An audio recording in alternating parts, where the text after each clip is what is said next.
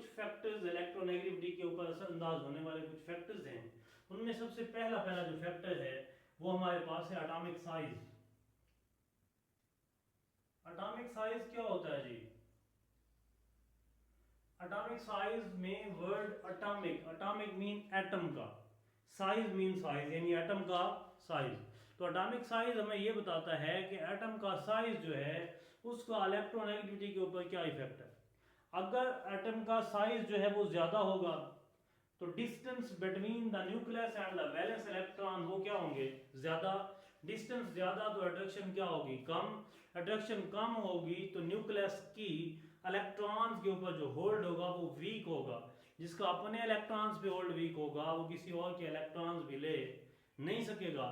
तो हम कहते हैं कि साइज ऑफ एटम जो है वो अगर ज्यादा होगा तो इलेक्ट्रोनेगेटिव बिहेवियर या इलेक्ट्रोनेगेटिविटी कम होगी।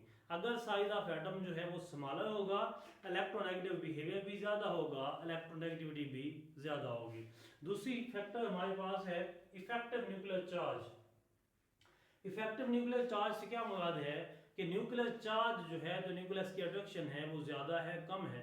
अगर वो बहुत ज्यादा है देन इट मीन कि न्यूक्लियस का अपने इलेक्ट्रॉन्स पे जो होल्ड है वो क्या है? मजबूत है।